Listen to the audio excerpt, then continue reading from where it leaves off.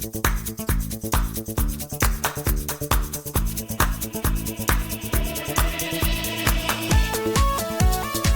Friends, நான் உங்கள் SKA பேசுகிறேன். ஒரு சிம்பிளான கேள்வியோட ஆரம்பிக்கிறேன். தமிழ்நாட்டில் ஏப்ரல் 23 ஆக்சுவலாக என்ன நடந்துச்சு?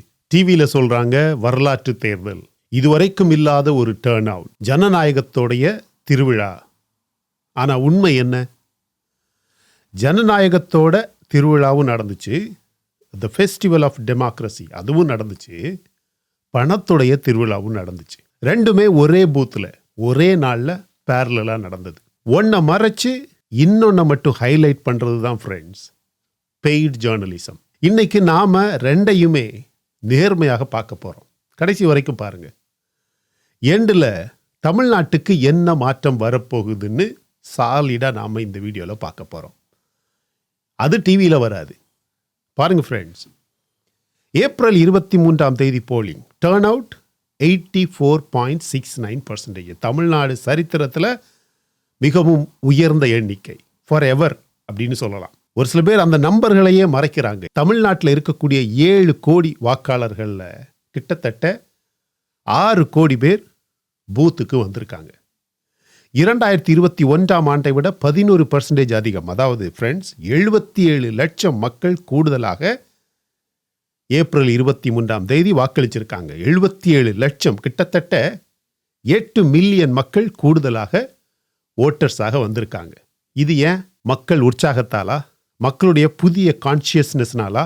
ஓரளவுக்கு பாதிக்கு பாதி அப்படின்னு சொல்லலாம். ஹாஃப் ட்ரூ ஹாஃப் ஃபேக் அப்படின்னு சொல்லலாம். ஏன்னு சொல்கிறேன், ஒரு சிம்பிள் டெஸ்ட்டை நம்ம எல்லாருக்குமே வச்சுக்குவோம் ஃப்ரெண்ட்ஸ். தமிழ்நாட்டில் சாதாரண கான்ஸ்டிடுவன்சிஸில் டேர்ன் அவுட் 79% to 82% முறைப்படி இருக்கணும். இதுக்கு முந்தைய காலங்களில் பாஸ்டில் ட்ரெண்ட் அதுதான். ஆனால் கரூர், கோயம்புத்தூர், எடப்பாடி, பொள்ளாச்சி அது மாதிரியான ஒரு சில இடங்களில் டேர்ன் அவுட் 88% to 91% போயிருக்கு. ஒரே மாநிலம், ஒரே வெயில், ஒரே கேம்பெயின் எக்ஸ்போஷர், ஆனால் டேர்ன் அவுட்டு இவ்வளவு வித்தியாசமாக இருப்பதற்கு காரணம் என்ன?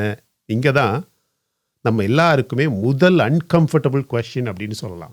எலெக்ஷன் கமிஷன் ரிப்போர்ட் சொல்லுது, தமிழ்நாட்டில் சீஸ் பண்ணப்பட்ட மொத்த பணம் 543 கோடி.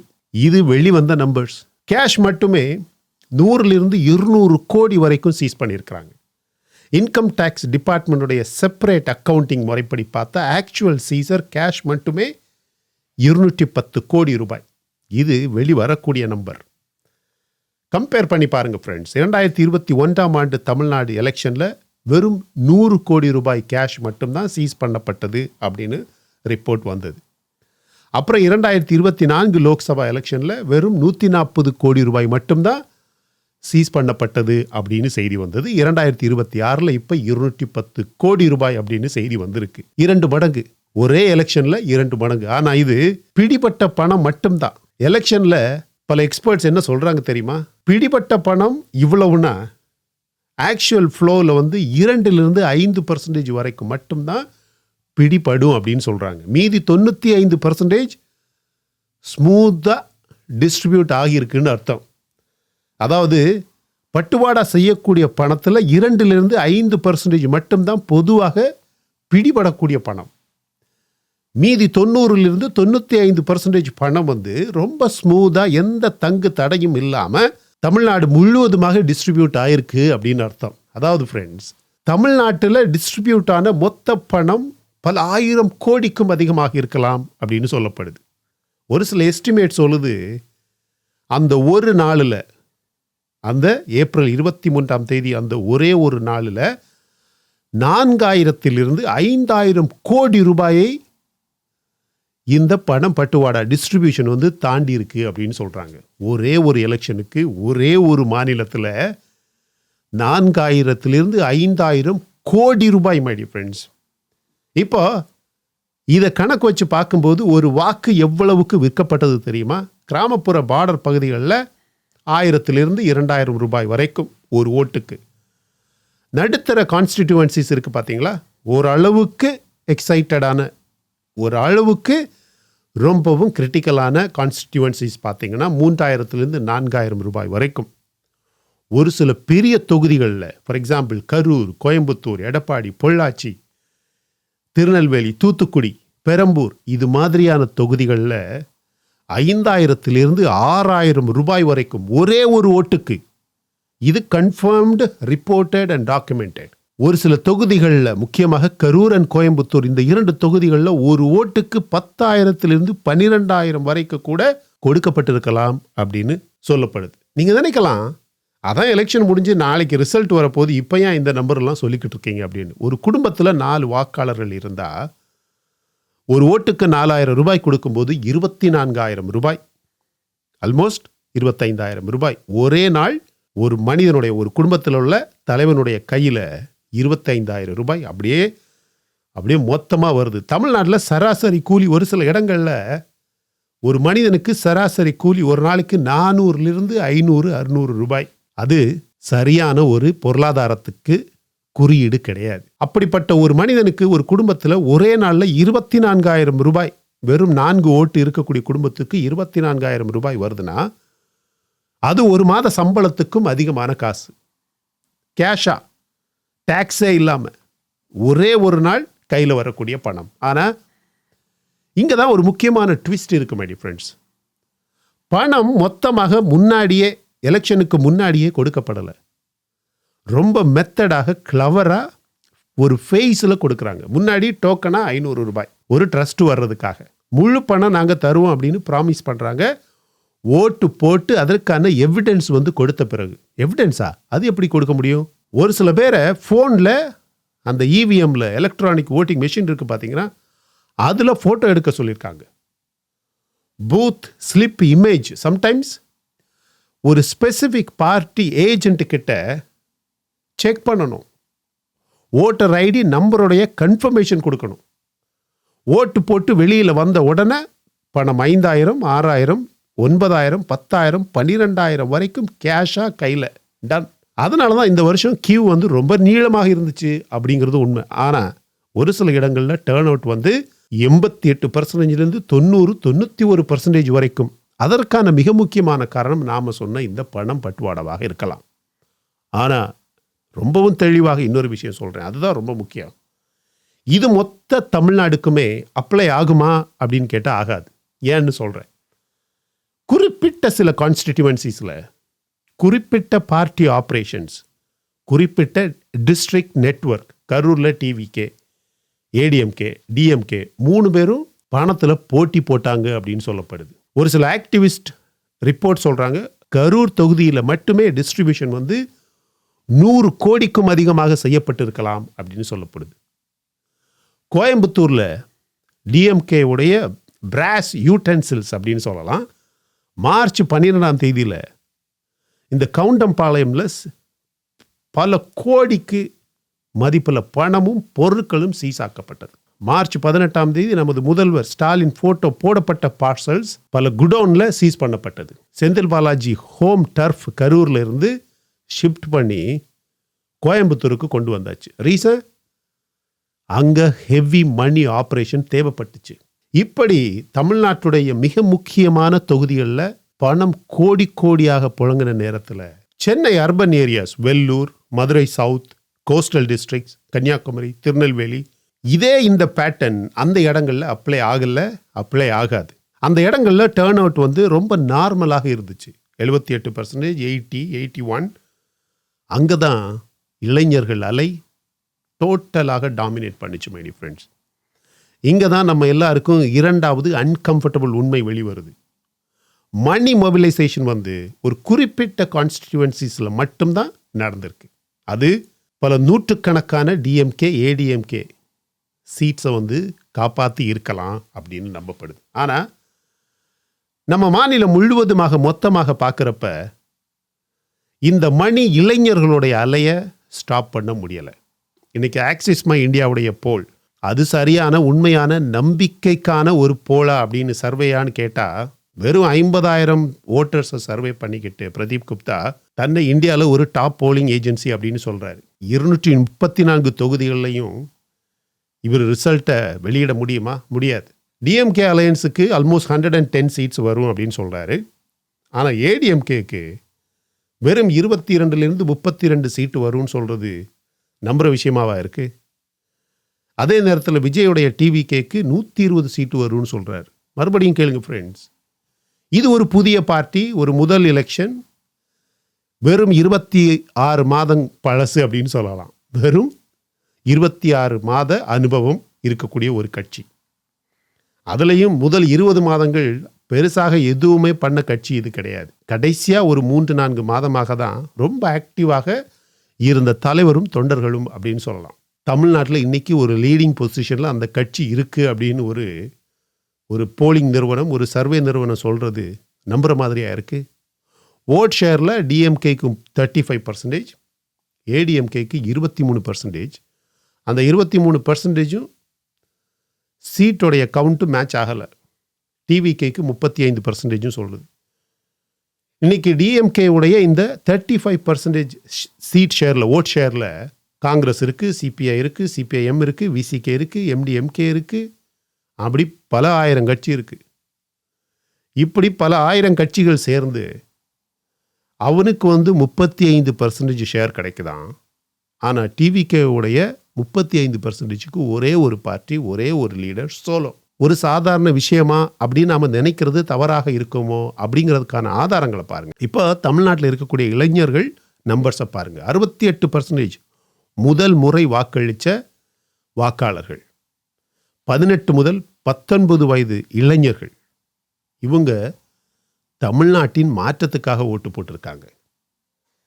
59% 20லிருந்து 29 வயது, அவர்களும் தமிழ்நாட்டில் ஒரு மாற்றம் தேவை அப்படின்னு சாக்கடை முருகன், அண்டா, இப்படிப்பட்ட படிப்பறிவில்லாத அறிவிலிகளுக்கு எதிராக போடப்பட்ட ஓட்டு இது. இன்னைக்கு தமிழ்நாட்டில் 2 கோடி இளைஞர்கள் ஓட்டர்ஸாக இருக்கிறாங்க. 2 கோடி இளைஞர்கள் ஓட்டர்ஸ். இதில் 35 லட்சம் ஃபஸ்ட் டைம் ஓட்டர்ஸ். ஃப்ரெண்ட்ஸ், எவ்வளவு பணம் வந்தாலும் ஃபஸ்ட் டைம் ஓட்டர்ஸ் 6,000 ரூபாய்க்கு நான் ஓட்டு போட மாட்டேன் அப்படின்னு சொல்கிறான். ஏன்? அவனுக்கு வேலை இல்லை. 6,000 ரூபாய் அவனுக்கு பெரிய தொகை தான். ஆனால் அவனுக்கு நாளைக்கு என் கையில் காசு வேணுமா அதை பற்றி பயம் கிடையாது. அவனுக்கு வேலை வேணும், கரியர் வேணும். அவனுக்கு இருக்கக்கூடிய ஒரு ஃப்யூச்சரை பற்றிய கன்விக்ஷனில் ஓட்டு போடுறான். அன்னைக்கு ஒரு நாளைக்கும் கிடைக்கக்கூடிய 6,000 ரூபாய்க்காக கிடையாது. அதே நேரத்தில் 50 வயசு தாண்டின ஓட்டர் ஒரு நாளைக்கு 500 ரூபாய், 600 ரூபாய், 400 ரூபாய் அப்படிங்கிற சம்பளத்தில் வாழ்கிறவர். ஸோ 6,000 ரூபாய் ஒரு நாளைக்கு மிகப்பெரிய ஒரு டெம்டேஷன், சோதனை. அவருக்கு பொலிட்டிஷியன்ஸ் மேலே நம்பிக்கை இல்லை, ஆனால் கேஷ் மேலே நம்பிக்கை இருக்குது. ஸோ அது ஒரு ப்ராக்டிக்கல் டிசிஷன். ஒரே பூத்தில் ஒரே நாள் ஒரே நேரம் 2 கம்ப்ளீட்லி வேறு விதமான ஓட்டர் ப்ரொஃபைல்ஸ், 2ம் பேரலா. இதுதான் இன்னைக்கு ரியாலிட்டி ஃப்ரெண்ட்ஸ். தமிழ்நாட்டில் டோட்டலாக ஆல்மோஸ்ட் 500, எக்ஸாக்டாக சொல்லணும்னா 526 இன்ஜினியரிங் காலேஜஸ் இருக்குது. இந்தியாவில் எந்த மாநிலத்திலையுமே இவ்வளவு அதிகமாக இன்ஜினியரிங் காலேஜஸ் கிடையாது. தமிழ்நாட்டில் ஒவ்வொரு வருடமும் 1.5 லேக், ஆல்மோஸ்ட் 1.5 லட்சம் இன்ஜினியரிங் கிராஜுவேட்ஸ் படித்து வெளியேறாங்க. அவங்களுக்கு என்ன கிடைக்குது? பெங்களூரில் ஐடி ஜாப், ஹைதராபாத்தில் ஐடி ஜாப், புனேயில் ஆட்டோ மேனுஃபேக்சரிங் ஜாப், குர்காவுனில் ஸ்டார்ட் அப் ஜாப். தமிழ்நாட்டில் ப்ராப்பராக இவர்களுக்கு வேலை இல்லாத காரணத்தினால இவர்களை தமிழ்நாட்டுக்குள்ளேயே ரீட்டைன் பண்ண முடியாமல் சாரையாக அவுட்ஃப்ளோ. ஏன்? கடந்த 25 வருடத்தில் ஸ்டேட் ட்ரிவன் இண்டஸ்ட்ரி கிரியேஷன் தமிழ்நாட்டில் 0. ஃபாக்ஸ்கான், டாடா, ஆப்பிள் இதெல்லாமே சென்ட்ரல் கவர்மெண்ட்டுடைய ஸ்கீமில் புஷ் பண்ணப்பட்டது. இது ஸ்டேட் புஷ் கிடையாது. இது மாறணும். எலெக்ஷன் பாலிட்டிக்ஸ் மாறினா மட்டும்தான் எக்கனாமிக் பாலிட்டிக்ஸ் தமிழ்நாட்டில் மாறும். எக்கனாமிக் பாலிட்டிக்ஸ் மாறினா அதுக்கப்புறமா தான் ஸ்டேட்டுக்குள்ளேயே பல புஷ், பல வகையான திட்டங்கள் வரும். ஸ்டேட் புஷ் வந்தால் மட்டும்தான் தமிழ்நாடு ரைஸ் ஆகும். இதுதான் ஆப்பர்ச்சுனிட்டி ஃப்ரெண்ட்ஸ். இதுதான் இந்த மே 4ஆம் தேதி வரப்போகிற ரியல் சிக்னிஃபிகன்ஸ் அப்படின்னு சொல்லலாம். கேஷ் டிஸ்ட்ரிபியூஷன் இது ஒரு சிம்டம், இது டிசீஸ் கிடையாது. டிசீஸ் பாலிட்டிக்ஸை எக்கனாமிக்ஸாக மாற்ற பொலிட்டிக்கல் வில் இல்லாதது தான் நம்ம எல்லாருக்குமே இருக்கக்கூடிய ஒரு நோய். அந்த வில் இப்போ வருது, ஃபோர்ஸ்டாக வருது, இளைஞர்கள் கொடுக்கக்கூடிய ப்ரெஷரில் வருது. அதை யார் டெலிவர் பண்ணுவான்னு இந்த வேர்டிக்ட் சொல்லும். ஆனால் டிமாண்ட் லெஜிட்டிமேட்டா அப்படின்னு கேட்டிங்கன்னா 100%. ஒரு மாற்றம் தேவை அப்படிங்கிற ஆசை இன்னைக்கு 100% தமிழ்நாட்டில் இருக்குது. ஒரே ஒரு ப்ரெடிக்ஷன் சொல்கிறேன். நான் சொல்லக்கூடிய ப்ரெடிக்ஷன், மண்டே 4ஆம் தேதி கண்டிப்பாக ஒரு ஹங் அசம்பிளி தான். டிஎம்கே ஒரு 100 தொகுதிகள் கிடைக்குது, டிவிகேக்கு ஒரு 100 தொகுதிகள் கிடைக்குது, ஏடிஎம்கேக்கு சரி அதுக்கு ஒரு 100 தொகுதி, டிவிகேக்கு இல்லையா, சரி ஏடிஎம்கேக்குன்னு வச்சுக்குவோம். ஆனால் கவர்மெண்ட் ஃபார்மேஷன் ட்ராமா நடக்கும்.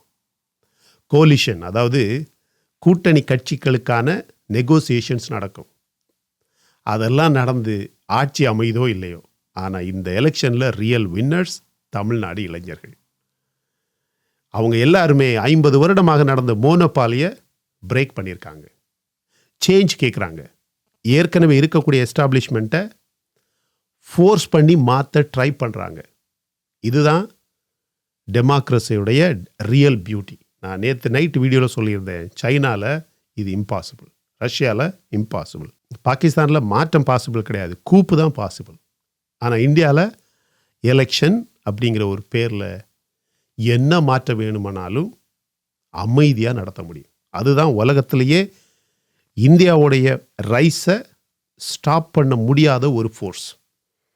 தமிழ்நாடு இப்போ அந்த ரைஸில் சீரியஸ்லி லாகின் பண்ண போகுது, சைன் அப் பண்ண போகுது. கமெண்டில் நான் ஒரே ஒரு கேள்வி உங்கள் எல்லாருக்கிட்டையும் கேட்குறேன். 6000 ரூபாய் பணம் அல்லது 10,000 ரூபாய் பணம், ஒரே ஒரு நாள் கொடுக்கக்கூடிய 6000 அல்லது 10,000 ரூபாய் பணம், இது ஒரு பக்கம். Industry, skill, job, innovation, AI, IT for the future. இது ரெண்டில் நீங்கள் எதை செலக்ட் பண்ணுவீங்க? நேர்மையான பதில் சொல்லுங்கள் மை டியர் ஃப்ரெண்ட்ஸ். ஒரு ஓட்டுக்கு ஒரே ஒரு நாள் 6000 ரூபாய் கொடுக்கறத நீங்கள் செலக்ட் பண்ணுறீங்களா? ஒரு ஒளிமயமான வருங்காலத்தை, ஒரு இண்டஸ்ட்ரியை நீங்கள் செலக்ட் பண்ணுறீங்களா? ரெண்டில் எதை செலக்ட் பண்ணுவீங்க? நேர்மையான பதில் சொல்லுங்கள். இந்த வீடியோவை தமிழ்நாடு யங் ஓட்டர்ஸ் கிட்ட இந்த எலெக்ஷன் முடிஞ்சிருச்சு அப்படின்னு விட்டுடாதீங்க, ஷேர் பண்ணுங்கள். அவங்க சாய்ஸ் லெஜிட்டிமேட்டுன்னு அவங்களையே கன்ஃபார்ம் பண்ண வைங்க. அவங்க சேஞ்ச் வேணும் அப்படின்னு நினைக்கிற அந்த ஆசையை நீங்கள் இந்த வீடியோவை ஃபார்வர்ட் பண்ணி வேலிடேட் பண்ணுங்கள். அவங்களுடைய ரீசனிங் ஷார்ப் அப்படின்னு அவங்களே இதை அக்னாலேஜ் பண்ணணும். சாட்டை, பிரகாஷ் ராஜ், சத்யராஜ், இதெல்லாம் நேற்றைய வாய்ஸஸ். டுமாரோ ஸ்பீக்ஸ் டிஃப்ரெண்ட்லி அப்படின்னு இந்த இளைஞர்கள் புரிஞ்சுக்கணும் மை டியர் ஃப்ரெண்ட்ஸ். இந்த வீடியோ பிடிச்சிருந்தால் லைக் பண்ணுங்கள். இன்னும் நீங்கள் நம்ம சேனலை சப்ஸ்கிரைப் பண்ணலைன்னா மற்ற வீடியோஸ் பாருங்கள். பொதுவாக நாம் அரசியல் அதிகமாக பேசுகிறதில்ல, பட் இது தமிழ்நாட்டின் மாற்றம் அப்படிங்கிற முறையில் இந்த வீடியோக்களை நாம் உங்கள் எல்லாருக்குமே கொண்டு வந்து சேர்க்கணுன்னு ஆசைப்படுறோம். மற்ற வீடியோஸ் பாருங்கள், உங்களுக்கு கண்டிப்பாக பிடிக்கும். பிடிச்சிருந்தால் சப்ஸ்கிரைப் பண்ணால் போதும் my dear friends. Thank you so much my dear friends for வாட்சிங் all my videos and supporting my channel. Until I come back with my next awesome video, it's bye-bye from Suresh. Stay safe, stay positive, stay active and stay fit and always dream big in your life. நம்மளால் எப்போவுமே எதையுமே எங்கேயுமே சாதிக்க முடியும் அப்படின்னு நம்ம first நம்பணும் my dear friends. And as I always say, please take care of your parents at your home. உங்கள் அப்பா அம்மாவை உங்கள் வீட்டிலே வச்சு நல்ல சந்தோஷமாக பத்திரமா பாதுகாப்பாக பார்த்துக்கங்க my dear friends, because it's very very very important. Thank you.